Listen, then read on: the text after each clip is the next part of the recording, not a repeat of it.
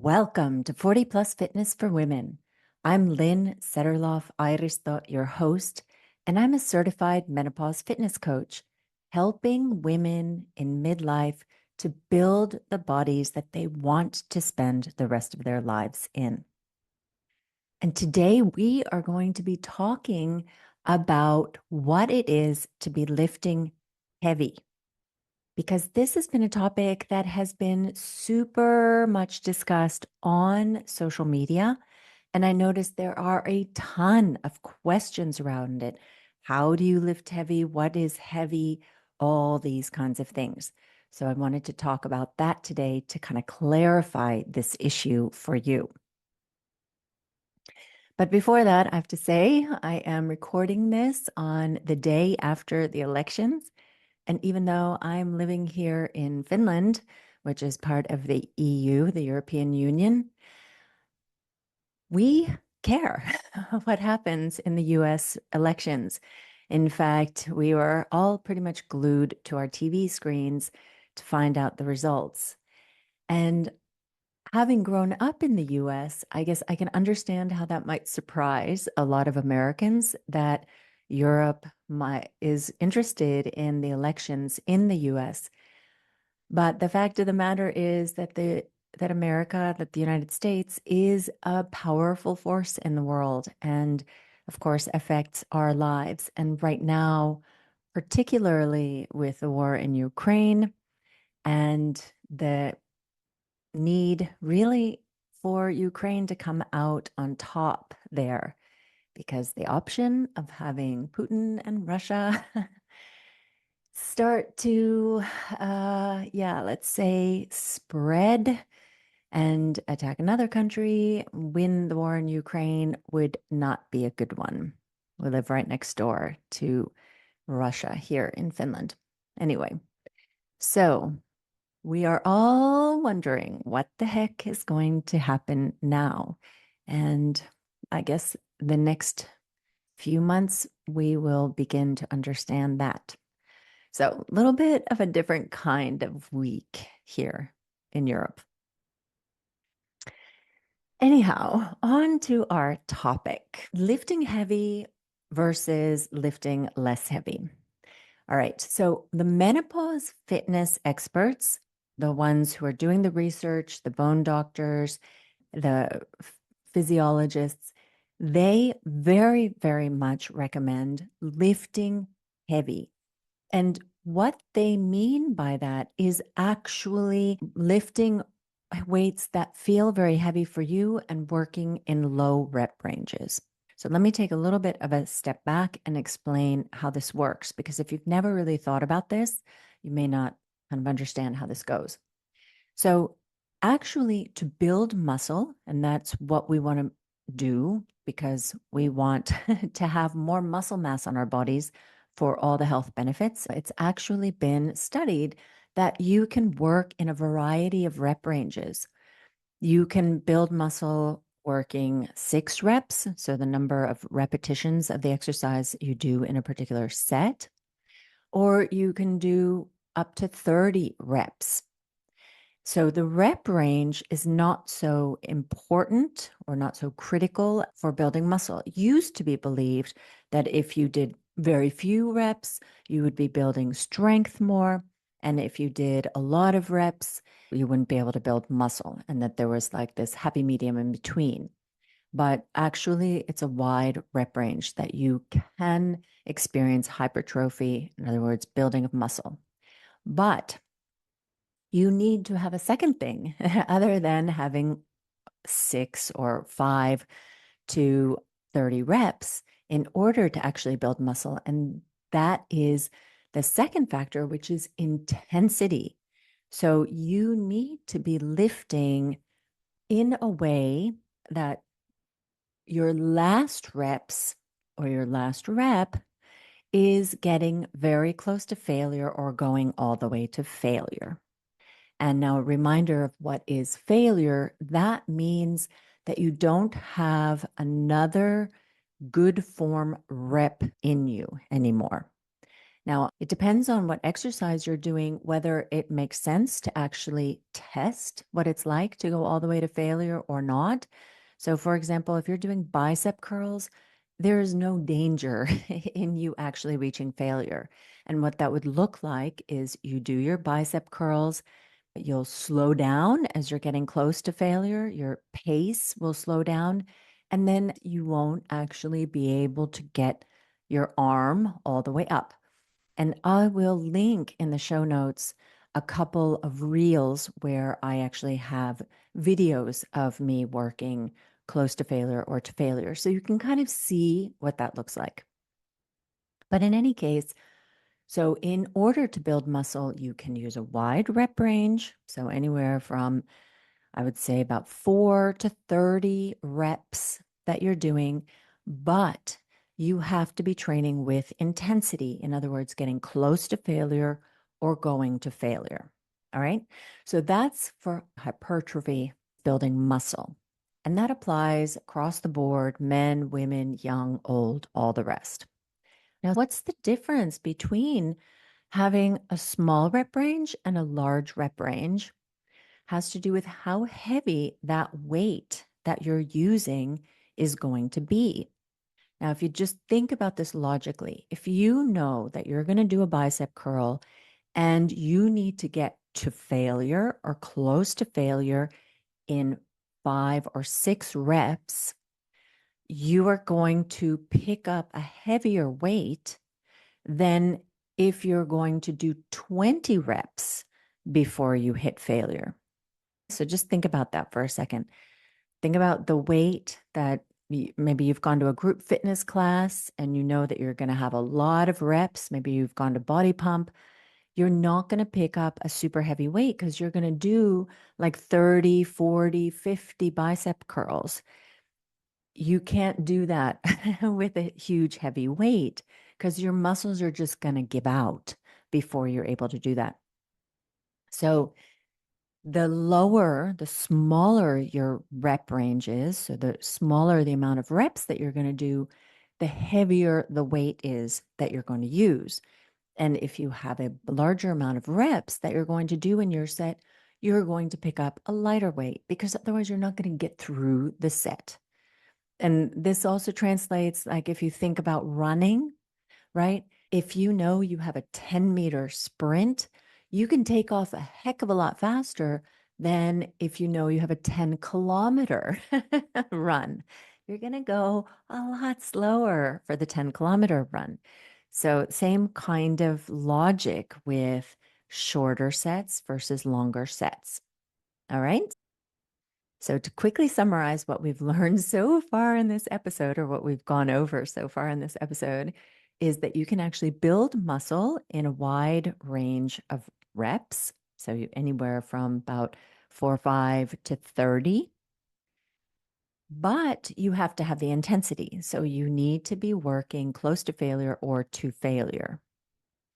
And then we've also discussed the fact that if you are working in a smaller rep range, so with less reps, you need to use a heavier weight than if you're working in a larger rep range. So if you're doing 5 reps, you're going to pick up a heavier weight than if you're aiming to do 12 reps. Okay.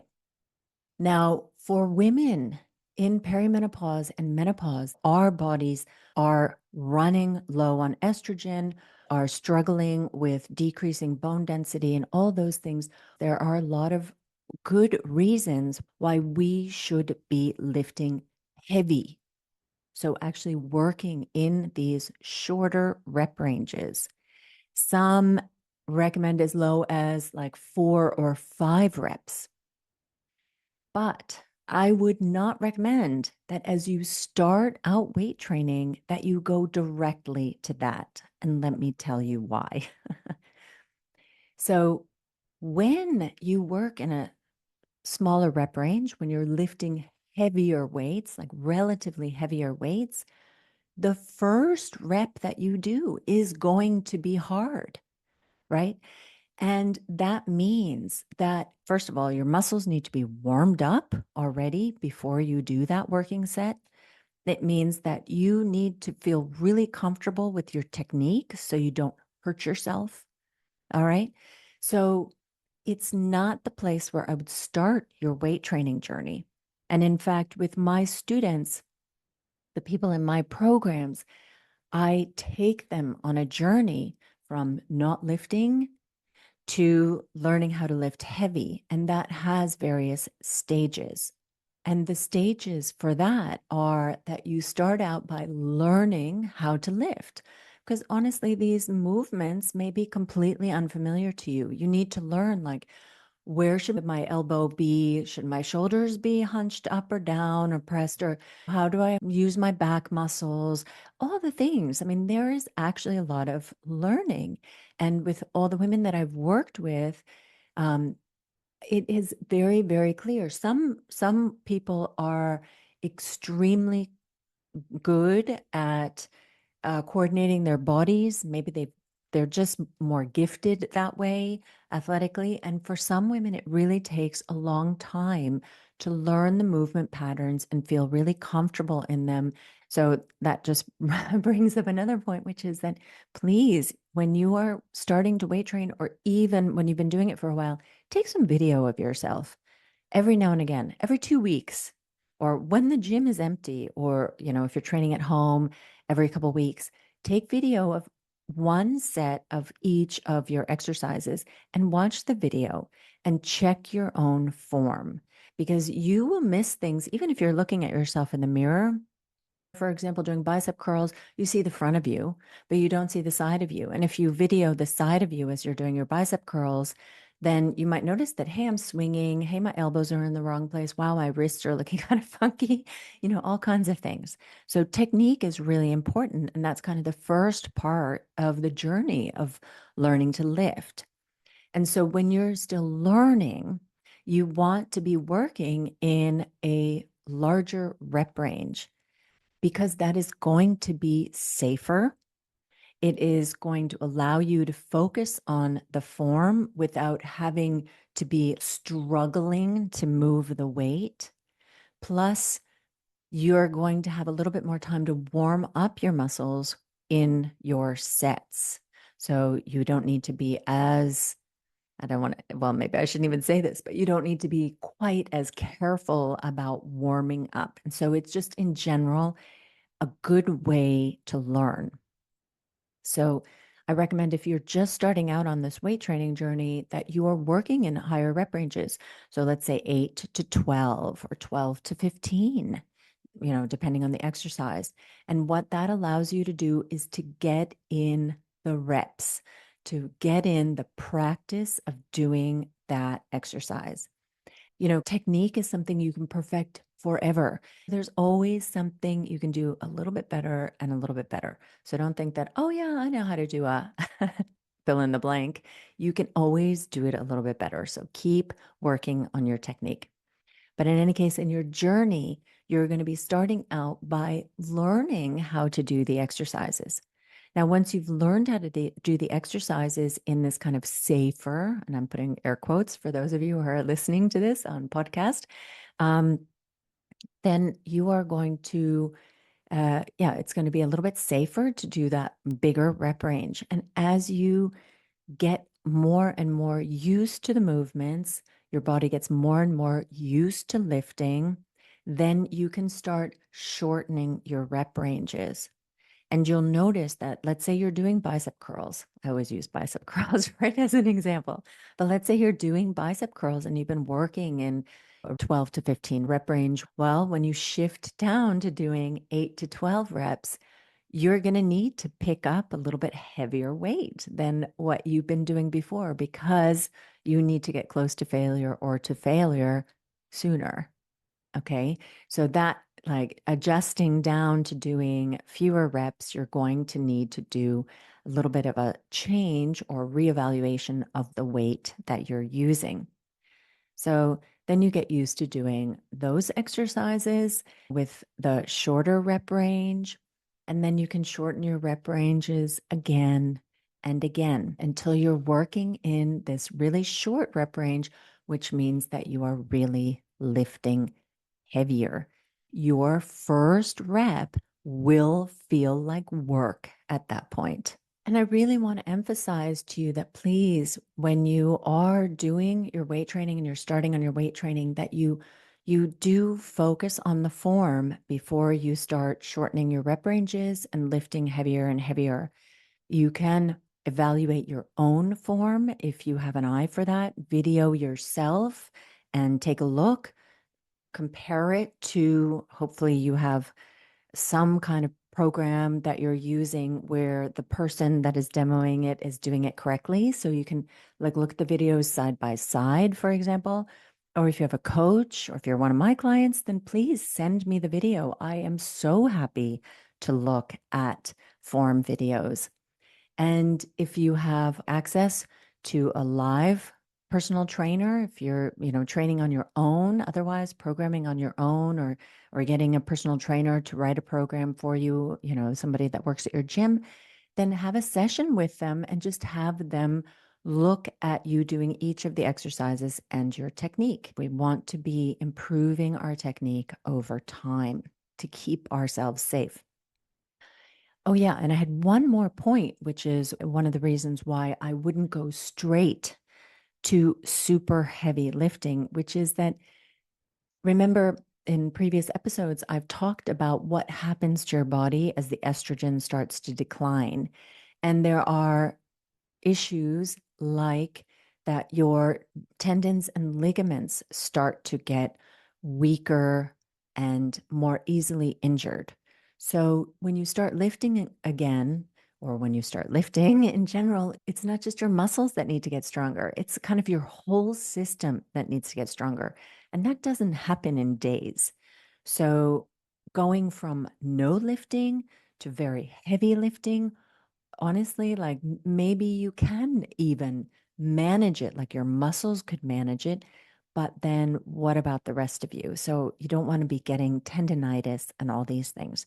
Um, that is I think one of the, I wouldn't say common, but if you are going to have issues, tendonitis is one of them that could happen in your elbows if you don't have good enough grip strength. And I'm going to do an episode on that because the grip strength issue is one that has come up with a lot of clients, that their grip strength is not keeping up with their body strength. Okay, so let's sum that up. So, yes, lifting heavy is what is recommended for women in perimenopause and menopause. And what that means is that ultimately your aim is to be doing short sets, right, of, I would say, 4 to 6 to 8 reps, a little bit depending on the exercise. There's some exercises that you don't want to lift as heavy as other ones. But anyway, shorter sets. And when you're doing a shorter set, that means you are picking up a heavy weight and it's heavy from rep number 1. But that's not where you want to start your weight training journey because you don't want to injure yourself. You need to learn how to do the exercises, really get your form down, your confidence, let your body get used to weight training and let your body get strong too. Let your bones get strong too, your tendons, your ligaments, your muscles, your grip strength get strong before you shift over to lifting heavy. So what I recommend really, and the journey that I take my own students on, is we start with longer rep ranges and we're lifting, applying progressive overload and all that. And then gradually I shorten the reps that they do over time so that in the end, they are going to be lifting heavy. But that is going to take months or even a year to get to that point because we want to be careful. We don't want to injure ourselves. All right. We have this one precious body that we're trying to strengthen, but we don't want to overdo it. So, this kind of journey to lifting heavy is a safe way to go. All right. So, I hope that that helps you understand about the lifting heavy and about how to get to lifting heavy. And with that, I wish you a wonderful week ahead. and happy training.